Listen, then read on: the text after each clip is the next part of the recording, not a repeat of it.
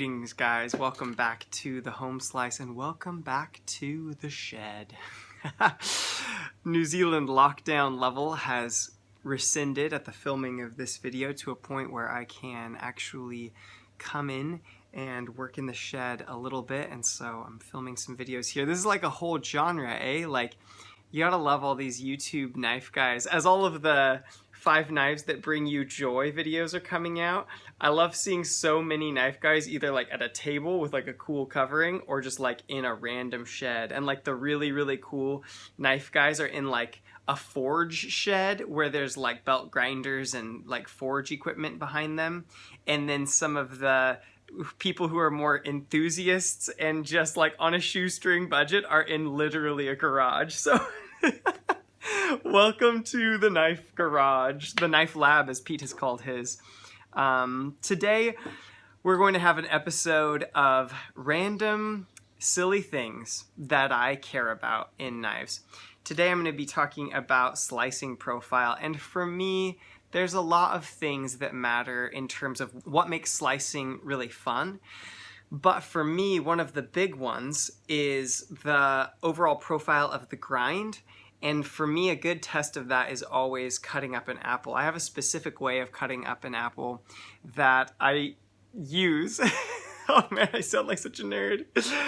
To test sort of the fineness of the profile, how thin behind the edge a knife is and how thin the grind slope or the profile is. If you want to know more about grind slope, check out this video. But today I have just recently successfully resharpened this Sandrin TCK tungsten carbide knife to a mirror finish. Hard to see, can't get the light. Anyway, it's a mirror finish on the edge, and it's performing well. It's performing about like a new knife. It won't shave super well because tungsten is very difficult to get that fine of an edge on. It'll take some hairs off, but it will easily slice paper and draw cut. If you want to know how I did that, there's a 3 video series. This is the first video, and you should be able to find your way from there. But I'm curious because this Sandrin basically has the grind of a machete. I would call this a machete grind, you know? If the edge was bigger, it would be a Scandi. But basically, you've got a flat surface, very thin, which is the same idea as a machete, probably less than 1 millimeter. And then that flat comes all the way down to a portion where there's one edge. If you get a factory Sandrin, then they've got one edge and then they've got a micro bevel on it. I've actually sharpened it with no micro bevel because I don't know, that's how I roll. And I'm like, if this tungsten carbide is gonna do stuff, let's do stuff real keen. But anyway, I don't know. I've never had a knife with this profile before, so I'm curious to see how it cuts up an apple. Specifically, I like to flake the apple. I'll cut the bottom off of the quarters and then put the knife through vertically and see how thin I can get the flakes. I decided that just to illustrate the point of why I find this satisfying, I would get a range of knives and then we would flake all of them, and you could see the differences in how easy it is to slice something up. So the thickest grind I've got on a knife right now is a viewer's Fallkniven A1. Thanks to Andrew Van for this thing. I'll get it back to you soon. But I'm gonna do some outdoors tests with this, but it's currently the thickest thing I have. Next is this cold steel AirLite that Pete recently sent me. There's a Knives knife. I don't actually know what the model number is on this. I got to do some more research. I just got it from Pete in the mail. But it's got a full flat grind at the same thickness as the cold steel. So I thought that would be an interesting comparison. Oh, it may be a little thicker. No, it looks good. So it may be interesting to do saber grind versus a flat grind with a slightly higher grind slope there.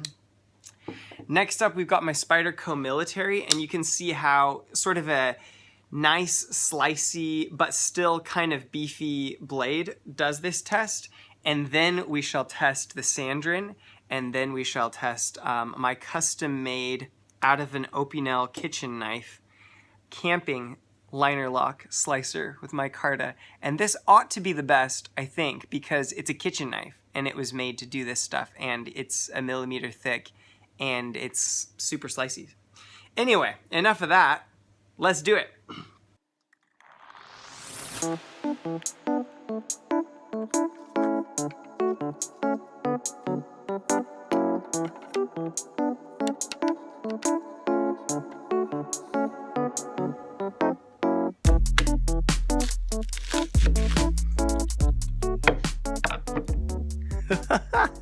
That's a good illustration there. So this thing has completely missed the center. I'm centered up top, but we steered right over because of how thick that blade is. It was quite hard to control. All right, let's get this thing quartered.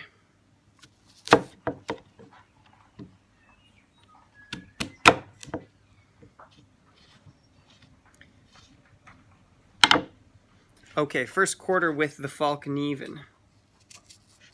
Oh, goodness. Disintegrated in my fingers. That was scary. It's been crushed by the brute force of the Fallkniven. Okay. Oh man, not even a good template to work with here. Okay. Let's set that up. Nope, not quite the right angle.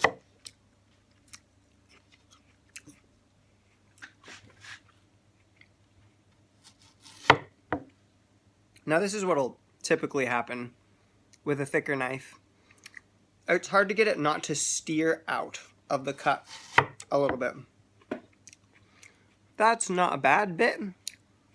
It's fractured a little bit from how much it has to flex for this Fallkniven to go through it. Yeah. I'll not eat that one. I'll save that one to compare to later ones. Oh, steered out.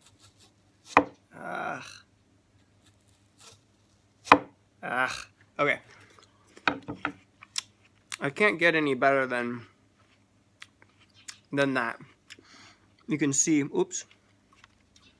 You can see it's a bit cracked from having to flex the Fallkniven. All right, there's a Fallkniven flake. On to the cold steel.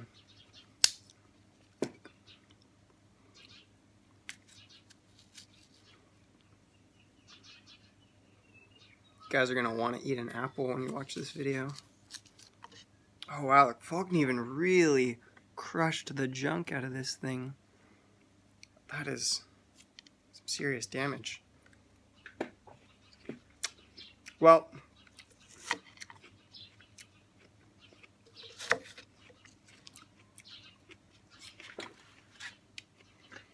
give the cold steel AirLite some grace because it's working at a disadvantage. That's not bad. Steers in a little bit.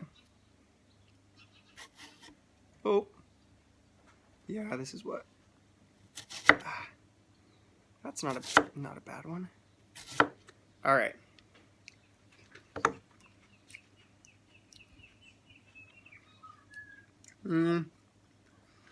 That'll be our winner for the cold steel.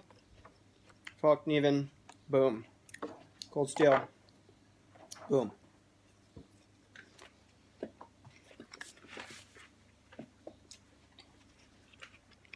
The Wii. Oh, I'm not used to the blade length of that thing. Here we go. Ooh. You can feel how much thinner it is. Much easier to control than the others that have gone before. Whoop. All right, here we go, guys.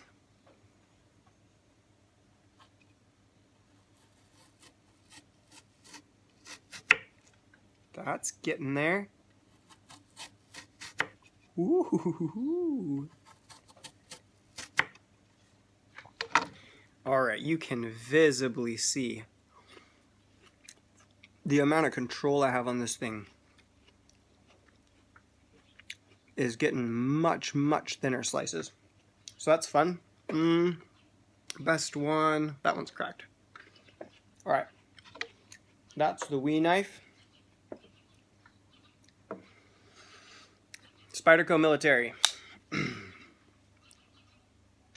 Can the Spyderco Military in CPM M4 flake an apple better than this unknown model of Wee knife? We're going to find out.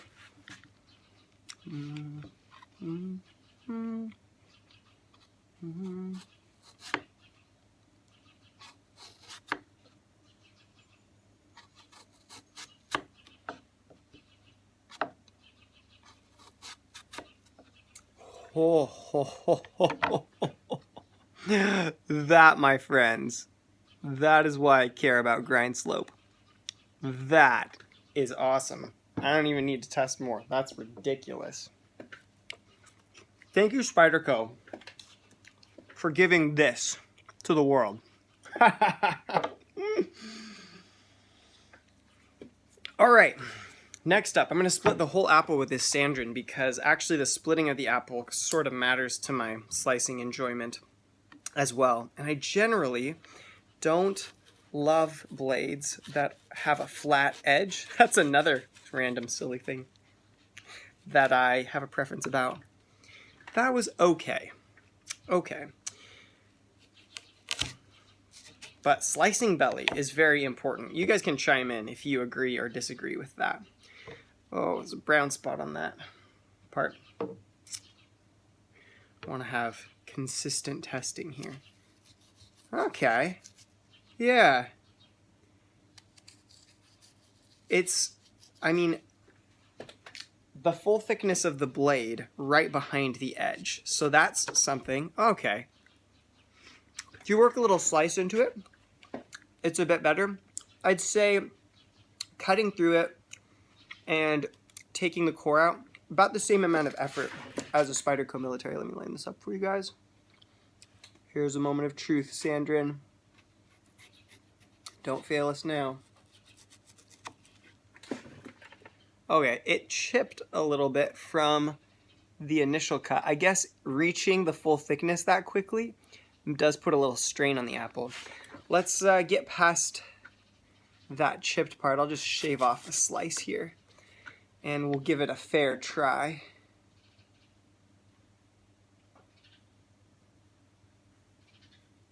This is basically going to determine whether I actually carry this knife consistently or not, because I am actually that ridiculous.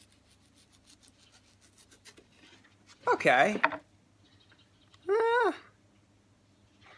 Let's see, we're looking at about cold steel level thickness is the best we've got so far.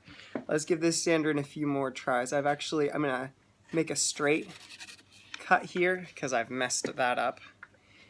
And we'll try again. Should have thought about the lining up of this video before I started. Oh, no. No, that went out of the apple. Bit difficult to steer here. Okay, straight cut. Try again.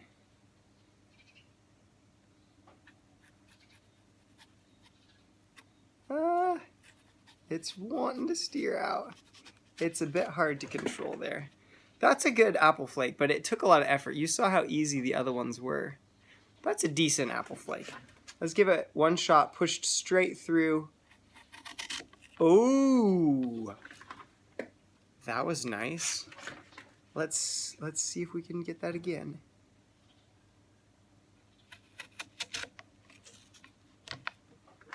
I missed the edge there.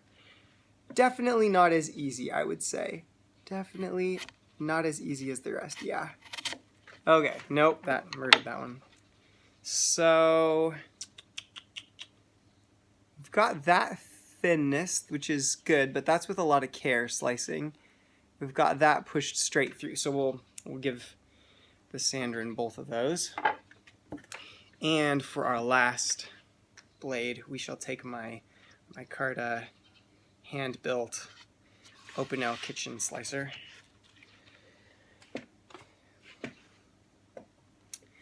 And we'll see how this goes.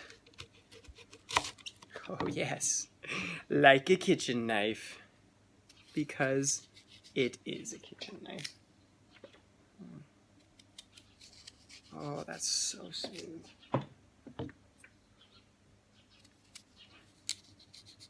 Effortless to get the shape you want and to get the core out. Just effortless. Okay. Try this one, it's the least bruised. All right, here we go.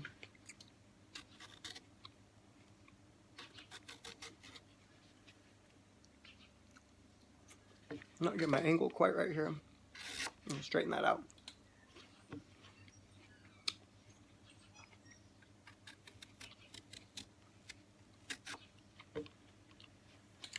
Oh, yeah. That's nice. Although, to be honest, the flake from my Spyderco Military is a little bit thinner and was a little bit easier. So that's kind of cool. Go Spyderco. Look at you go. This, of course, is just one test at one moment in time. There we go. We've got Spyderco thinness there. I wandered a bit at the bottom, but I did that in the Spyderco as well. Okay.